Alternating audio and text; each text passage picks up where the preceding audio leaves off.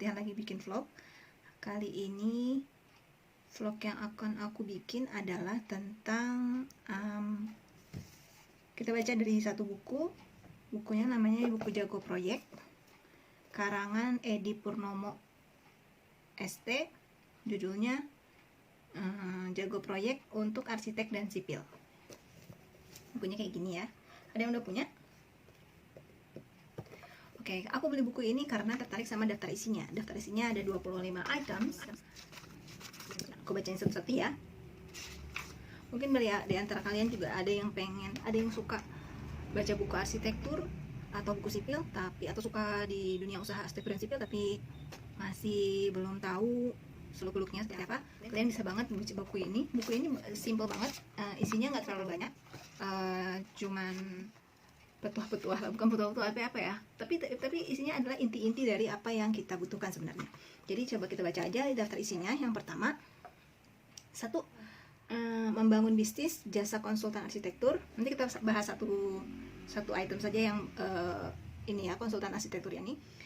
2, membangun bisnis jasa kontraktor. 3, kok saya susah dapat proyek? Nah, baca nih. 4, menjadi tenaga freelance. 5, bangun personal branding sebagai ahli. 6, teknik mendatangkan proyek. 7, kreatif marketing. 8, teknik negosiasi yang memenangkan hati klien.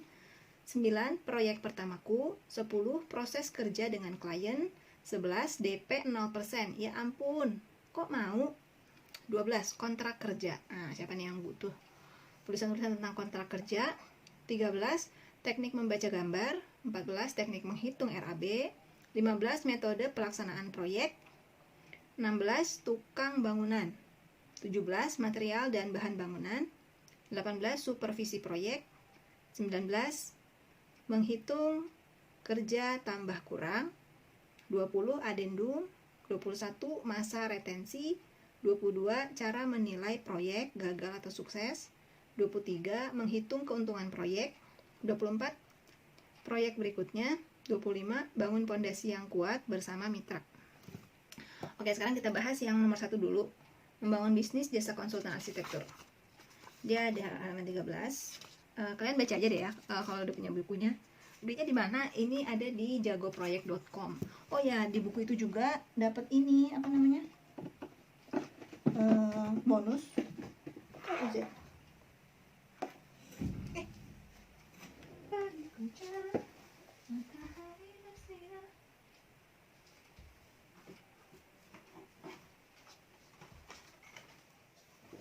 Dapat ini, kumpulan gambar detail struktur AutoCAD dan DWG.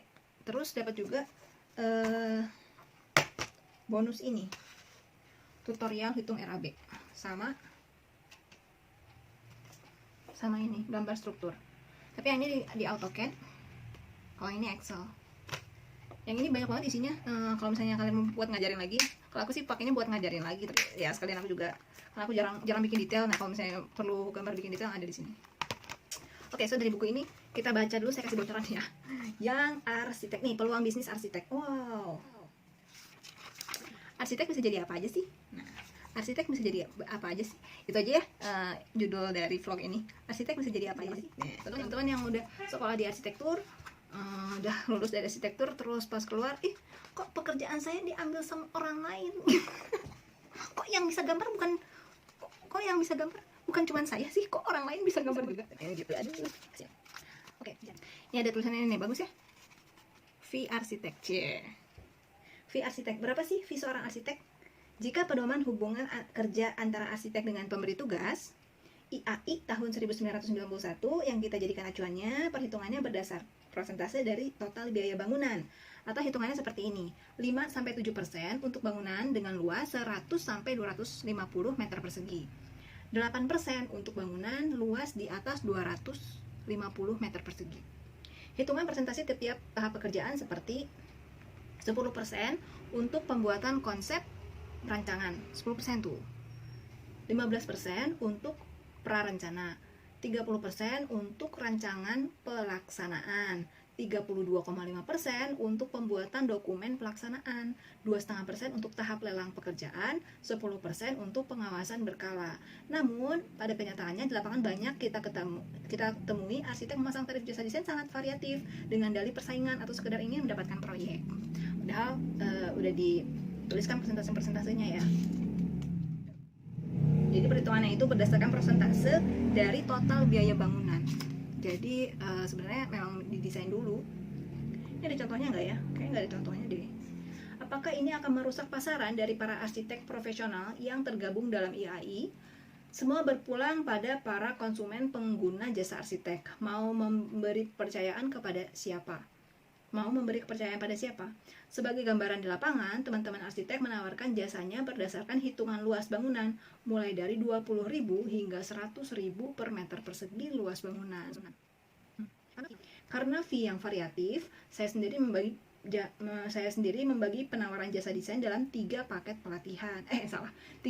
pilihan.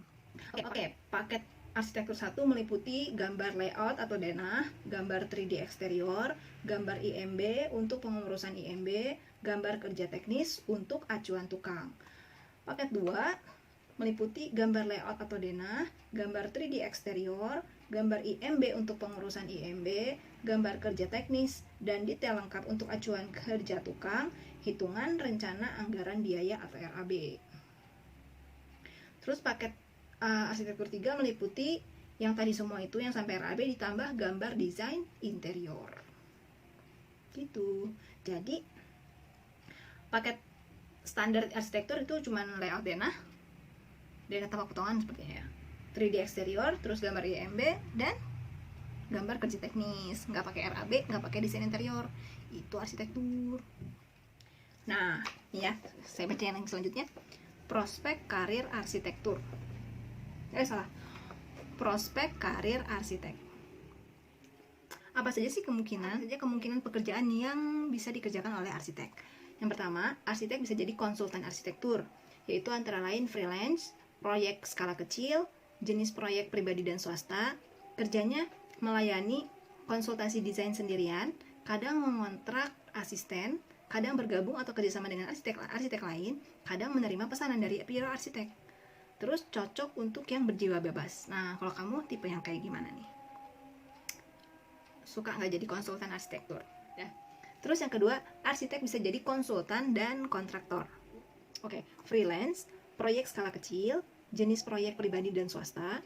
Kerjanya melayani konsultasi desain dan membangun rancangan sendiri, termasuk mengurus izin.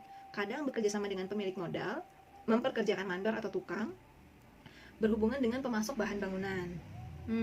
Jadi sekaligus kontraktor ya. Terus perlu modal usaha lebih dari sekedar konsultan perancang. Kepuasan membangun rancangan sendiri. Ada kepuasan membangun rancangan sendiri. Jadi setelah dia ada desain, dia juga yang bertugas untuk membangunnya gitu. Jadi jadi apa yang dia desain kemungkinan besar nggak akan meleset jauh lah gitu, karena dia sendiri yang bangun. Kalau misalnya hanya jadi konsultan perencana, dia cuma gambar doang, yang bangunnya orang lain itu. Oke, terus bekerja di biro arsitek orang lain. Kayak gini ya, bukunya kayak gini ya, biar ada iklan gitu ya. Bayar ya. Bekerja di biro arsitek orang lain. Yang itu kerjanya ngapain? Pegawai kontrak atau pegawai tetap. Terus proyeknya skala kecil dan besar. Terus kerjanya mengerjakan konsultasi perancangan, dapat ditugaskan atasan untuk menangani seluruh atau sebagian rangkaian proses desain. Perannya bisa jadi desainer arsitek, project arsitek, komputer spesialis, construction documenter, specification writer, cost estimator, building controller. Tah eta. Kerjaan di biro teh eta tah. Project arsitek, designer arsitek, project arsitek, komputer spesialis, construction documenter, specification writer, cost estimator, building controller. Maneh mana? Kamu yang mana? Kamu pernah jadi yang mana? Aku juga baru tahu tuh gitu. Istilah-istilahnya baru tahu, ya Allah. Kita kesini sayang tuh, kesini ya. Kita kesini, jangan ke sana, nggak boleh. Kita kesini. Aku juga baru tahu. Kalian udah tahu belum? Aku baru tahu loh. Kasihan. Hanya bisa buku beli ini. Oke, yang lainnya. Bekerja di perusahaan developer. Beda lagi nih. Developer sama biro arsitek orang lain beda ya. So, apa yang dikerjain di sini? Bisa jadi pegawai kontrak atau pegawai tetap, proyeknya bisa skala kecil dan besar, menangani konsultasi klien dari pengembang untuk dibangun pengembang yang bersangkutan.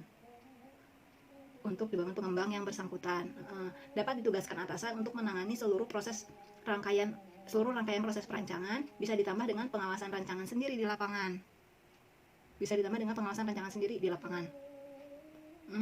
Gitu. Kalau kalian udah pernah jadi arsitek yang di mana nih? Kerja di developer atau di biro arsitek, atau sebagai konsultan dan kontraktor, atau konsultan arsitektur aja. Oke, lanjut. Bisa bekerja di perusahaan kontraktor. Apa yang dikerjain di sini? Sebagai pegawai kontrak atau pegawai tetap, proyek skala kecil dan besar, kerjanya merevisi rancangan arsitektur agar lebih terbangun untuk dibangun oleh kontraktor yang bersangkutan, melaksanakan pembangunan rancangan arsitek lain, menangani pekerjaan lain di kantor atau lapangan yang tidak berhubungan dengan arsitektur. Admin tidak cocok untuk yang ingin mengembangkan karir merancang. Lanjut. Bekerja di perusahaan manajemen konstruksi. Sebagai apa? Sebagai pegawai kontrak atau pegawai tetap, proyeknya skala besar. Pasti skala besar nih mungkin, karena MK ya. Kerjanya berperan serta dalam mengawasi manajemen, proses rancangan oleh arsitektur, insinyur dari perusahaan lain, atau manajemen pembangunan oleh kontraktor perusahaan. Tidak cocok untuk yang ingin mengembangkan karir merancang. Jadi dia tidak akan menjadi desainer, mungkin karena dia akan berperan serta dalam mengawasi manajemen. Jadi yang kayak ngurusin admin, dokumen mungkin, proses rancangan oleh arsitek, insinyur mungkin dia akan menjadi leader, something like that. Atau organisator, atau fasilitator gitu ya.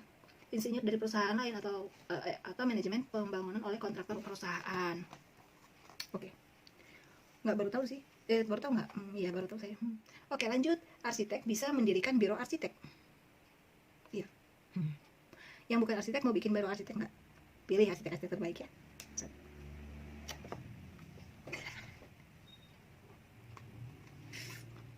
Arsitek bisa mendirikan biro arsitek. Yang pertama yang perlu diperhatikan adalah berbadan hukum. Berbadan hukum rakyat. Proyeknya skala kecil dan besar. Kerjanya melayani konsultasi desain sendirian atau bersama arsitek lain, atau bekerja sama dengan biro lain, memperkerjakan arsitek, juru gambar atau drafter, teknisi, marketing, membuat kontrak, mengelola kantor beraya. Udah bisa belum? Aja makanya. Bertanggung jawab secara hukum untuk desain yang dikerjakan, cocok untuk yang berjiwa wirausaha, perlu jaringan sosial untuk marketing, perlu memiliki sertifikat profesi. Ayo nama kabeh kudu punya STRA. Masya Allah. Pusing saya. This is design by yourself, yes. Oke, lanjut. Arsitek bisa jadi developer, lalu arsitek bisa jadi kontraktor, arsitek bisa jadi birokrat. Oke, birokrat apa ya? Nih, pegawai negeri. Terus berada di dinas tata kota atau tata bangunan, atau pengawasan bangunan pada pemerintah kabupaten atau pemerintah kota, departemen pekerjaan umum, pemukiman, dan prasarana wilayah.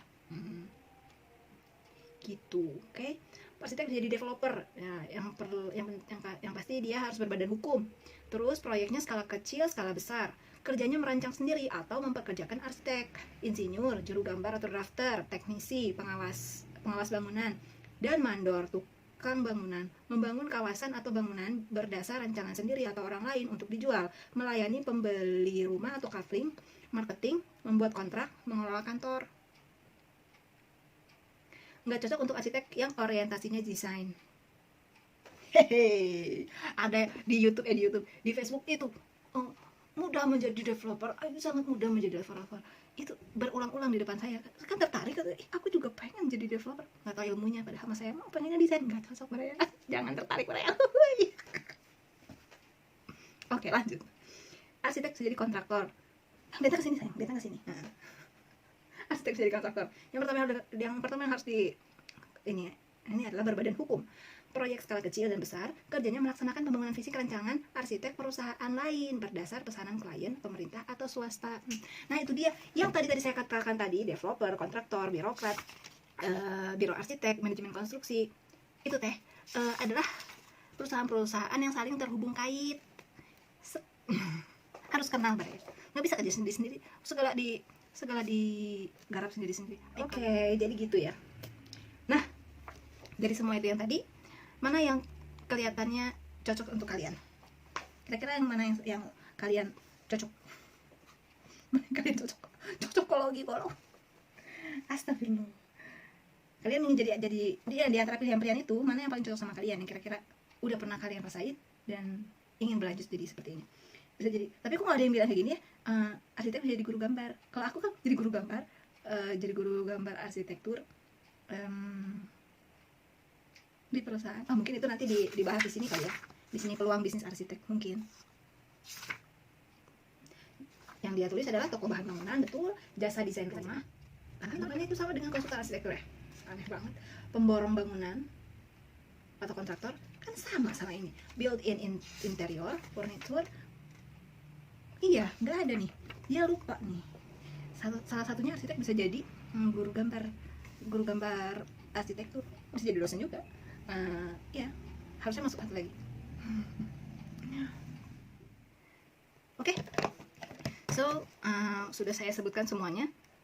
Prospek karya arsitek, tinggal diedit aja. Mudah-mudahan apa yang dituliskan tadi bisa diedit-edit terus ditambah dengan kata-kata. Oke, dari sampai di sini aja dulu vlognya hari ini. Mudah-mudahan bermanfaat. Nanti kita ketemu lagi di vlog selanjutnya. Assalamualaikum warahmatullahi wabarakatuh. Bye.